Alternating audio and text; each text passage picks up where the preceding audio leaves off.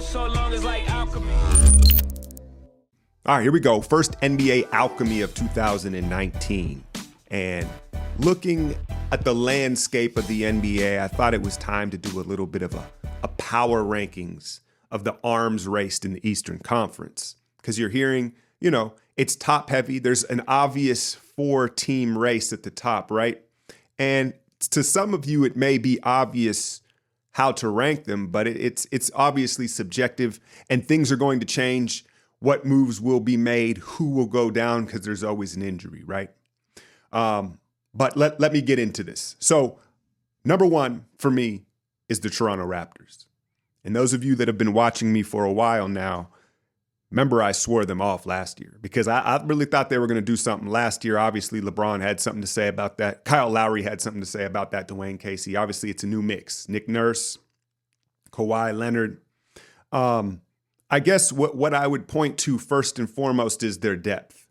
And I know Celtic fans are going to say, well, we have depth too. Well, depth only works if it fits. And Toronto fits much better right now. I know they've lost Valanciunas. Lowry is chipped up. But you look at the strides that Siakam has taken, Van Vliet, super solid. Danny Green, I don't know if San Antonio should have thrown him in that deal. It sounded like he was just an afterthought in that deal. He's been huge for them. And then obviously Kawhi is looking like Kawhi, going for a career high 45 points last night against the Jazz. That's no easy feat against a physical team with a rim protector like that. And so I like their depth, right? I like the fact that they have champions now. Right? Obviously in Kawhi and Danny Green. That matters when things get tough and in those moments. And then I guess if you were to question what was going on with Toronto, you say, all right, they have a rookie head coach. And so you have to throw that out there. And then obviously what's going to happen with Kyle Lowry in the playoffs? He's not a playoff performer. And it got me to thinking, why is that? And I have a theory on that. And effort guys, Kyle Lowry to me is an effort guy and an overachiever. Right? And that's well and good in the regular season. But for effort guys in the playoffs, they may not be as effective because that effort gap closes, right? Everybody else's effort ramps up. Therefore, that separator that they've used through the regular season just isn't there. And I think that's what happens with Kyle Lowry in the playoffs. Everybody else is playing as hard as him now. And so now his lack of talent and physical attributes really starts to show.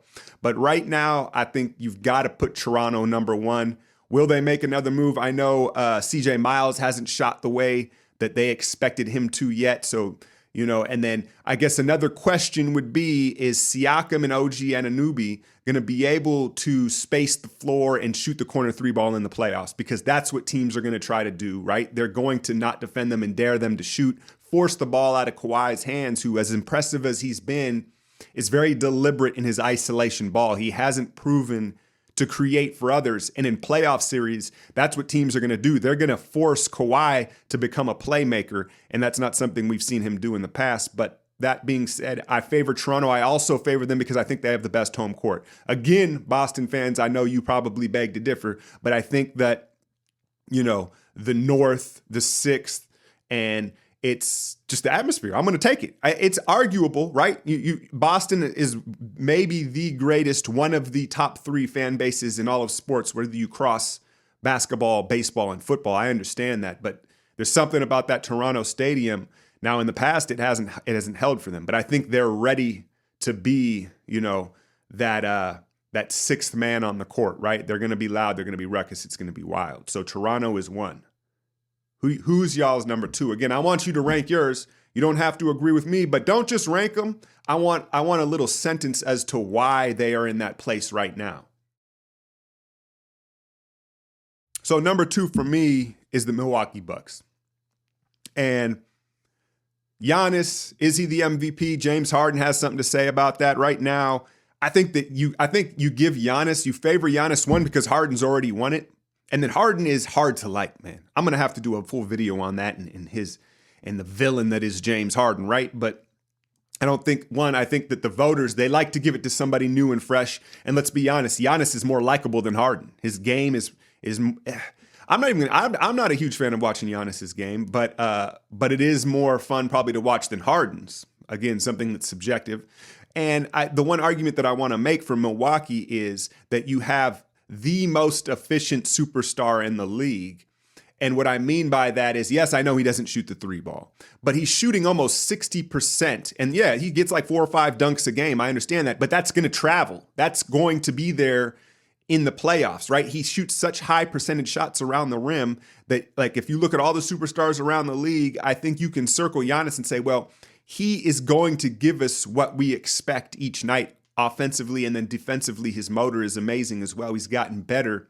I guess the questions for this Bucks team is, if you look at Budenholzer's history as the Hawks coach, his teams kind of waver in the playoffs, right? Strategically, they're a 3-and-D team, but they give up a lot of threes, and that could be problematic in a playoff series. And then I've brought this up before. I also question how physical their guards are. Brogdon, Bledsoe. I know they brought in George Hill, right? Even Covington, or Connaughton, I should say. Excuse me. The way they play and the way Bud asks them to defend and fight over, what kind of juice will they have in a second or third round playoff series? I don't know. I think that needs to be brought up. But again, the efficiency and the charisma, the leadership we're seeing from Giannis, as well as this guy hasn't got enough credit. I mean, Brook Lopez is putting on a light show every night. He's hitting 4 or 5 threes on a regular basis. And that's sustainable to me. If you watch the shot, it's feathery, it's buttery, and he can extend it deep to like the logo range, 30-foot range. And it's sustainable. It's not a fluke. And so I think that's going to be huge. But in the playoffs, I do wonder, is a team going to scheme him off the floor? Because right now, if you watch him defensively, he doesn't come up and hedge. He doesn't challenge. He basically lets his guards do the dirty work and try to, contest from behind, and he just stands tall in the mid-range. And I think in a playoff series where teams can scheme for it, he may get schemed off the floor. That's something that you have to consider, right? When you're talking about this Bucks team and how far they can go. All right, number 3. And I think this is where I think right now, most people, it's a consensus, the agreement at 1 and 2, and you could switch those, right? There's the 2, and then you've got 3 and 4, and you could switch those, right? Well, 3 for me is the Philadelphia 76ers. And I'm not rigid on this. I'm not certain on this. But the way Embiid is so dominant, I like what their young guys have done. I like some of their role players. I wasn't sure early on. Wilson Chandler looks like he's going to stay healthy, right? But and then obviously the Jimmy Butler move. Now, I think it's been all right? And I know where I'm going to head with this and the drama we saw just like in the last 24 hours. But Jimmy Butler, I had some notes on him, and I'm watching him offensively, and they definitely need a dude that can get his at the end that's not Embiid. And you know why? Because Embiid at this point, he's still such a young basketball player. Down the stretch in clutch moments, Embiid's just too excitable right now. He's overzealous. He speeds up, and you can just see that he's excited, and it's better than him not wanting the ball, right? He definitely wants it, but at this point in his career, in his young basketball age, he's just too excitable. I don't think he slows down enough and takes what the defense gives him in crucial possessions down the stretch. So I'm not confident in him like in a final possession in a playoff game. So you say, all right, well, obviously Ben Simmons isn't going to score in that. So it's Jimmy Butler. And we've seen him hit the 2 game winners on the right side. That's definitely going to be scouted, right? It's a hard dribble right into a step back. But what I've noticed with him in the flow of the offense is he doesn't always recognize, him not being a natural scorer. He's kind of manufactured himself into a scorer. He doesn't always recognize where the best shot is for him. And it's almost like he wants to manufacture every shot, right? And it fits right into his personality. And that's great when you need to manufacture it, but he doesn't get himself easy ones, right? Everything, he gets the ball and he's like, all right, let me create my own shot rather than letting someone else create the shot for him. Obviously, there's going to be some catch and shoot situations.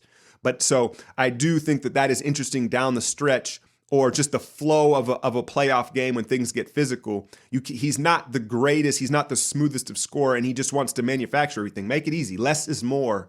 And that goes the same for Joel. Joel wants to face up, jab step. He wants to show his immaculate footwork when sometimes he just needs to drop the shoulder. So both those guys in ISO situations late in game, I'm not going to take them over, let's say, Giannis, who really doesn't have a shot, right? But he understands his physical attributes. Less is more. He's just going to stride and glide right by you. Now, before I move on from this, I have a little juicy trade idea here. 2 of them.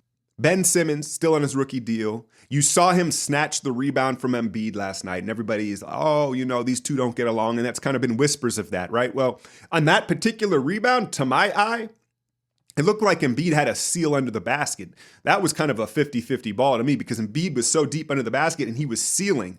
So I don't really, in that particular rebound, I don't really think that was like a Westbrook type rebound. That was kind of a 50-50 ball. That being said, I've already talked about him. Can he be on the floor in crunch time?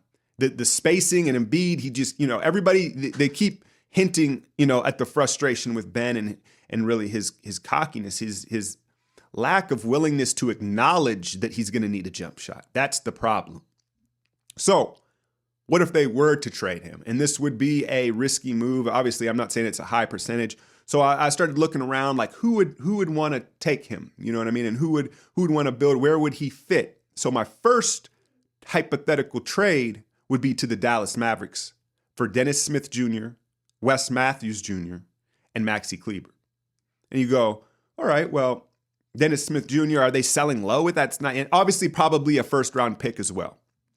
Dennis Smith Jr., he's not, a knockdown shooter, but he's going to fit better next to Embiid, right? And he's ultra explosive. He's looking like he's going to be a plus defender. Kleber, a stretch 4, so they can play 4 out, 5 out with Embiid, right?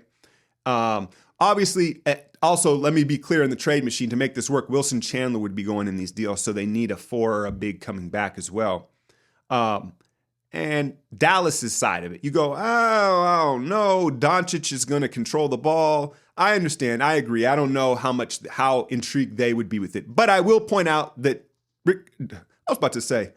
Mark Cuban is a wild boy, right? And he is the type that likes to take calculated risks. And he may see that as, okay, Dennis Smith Jr., we got him at the 12th pick. He doesn't really fit with us. And we're going to give him up anyway. Let us take a swing at Ben Simmons, where you could argue, see, Luka, I think the thing is he can play off ball as well. And if you watch the way Ben plays, he gets it and he goes, he pushes, and then he wants it out of his hands. Ben's not going to massage the ball and try to control it. So Luka will still, in half-court situations, be able to be Luka. But then you've got a big, versatile guy who can defend multiple positions and push the ball and get them out in transition and then give it up to Luka. So I don't know. That's a thought. The other one would be to the Charlotte Hornets for Kemba Walker. You'd have to throw in Malik Monk and maybe Frank the Tank or something like that. And Jordan, again, another risk taker as an owner, right? So he may see this as an opportunity. And Ben Simmons, I don't know. Just throwing those 2 out there. I don't think that trade's going to happen this year. It's just the writing is on the wall that what they have right now with Jimmy, Joel, and Ben, especially if they have an earlier exit this season, obviously the city of Philadelphia and the Sixer team is going to choose Joel over Ben. Am I right? I'm right. You hear my cat meowing. He wants out. I'm gonna wrap this up. So 4th, Boston Celtics. I'm going to keep this under 15 minutes. I'm going to keep it short. Now, you could argue they have the highest ceiling. And I'm not going to front like I've seen a ton of Celtics games. But what really struck me and what I noticed down the stretch offensively for them is we already know that there's too many agendas on this team with Rozier, Jaylen Brown, Tatum's expectations, right? Kyrie and Al Horford are really the only established guys that can just play basketball, because even Gordon Hayward, who, by the way, doesn't look like he's ever going to get back to being an all-star, has something to prove at this point, right? But what I noticed is there's a real problem with the pecking order, because there is none after Kyrie. And it's funny, I'll relate this to like the Warriors. And Warrior fans, we'll complain about Looney or Bell or whoever that 5th guy is out there, or Draymond right now, right? Where you're like, damn, he just can't do anything. They're just gapping him, right? But what that also does sometimes when you have a role player that can't score is it takes that option off the table. And for the Celtics, you see them in an offensive set, sometimes they don't know where the best shot should come from. They're like, well, Morris could take it. well, Gordon could take it. I guess Rozier could take it. Oh, let's throw it down to this dude on the, like, let's throw it to Marcus. I saw Marcus Smart posting up instead of a mismatch, instead of taking advantage of a mismatch at the top. And so they're all can score enough that you could just, you don't really have clear-cut pecking order of like, oh, no, clear out ISO this guy, right? Because everybody kind of feels like, oh, well, I could get a bucket here. And so it leads to indecision and an inefficient offense. That being said, Danny Ainge, another wild boy. That's a topic on this one, right? Is he going to make a move? You have to expect it. And he's going to break it up. He needs to get rid of one of these guys for a guy that wants to just play his part. Rebound, hustle, move the ball. Everybody on this team thinks, oh, let me get a bucket. I could get us a bucket, right? It's great to have a couple of those guys, but when that's all you have, all of a sudden, no one's making the extra pass. And that's what I see with the Boston Celtics. So it'll be interesting to see how he retools that roster. Anyway, hit that like, share, and subscribe. I'm out, y'all. So long as like alchemy.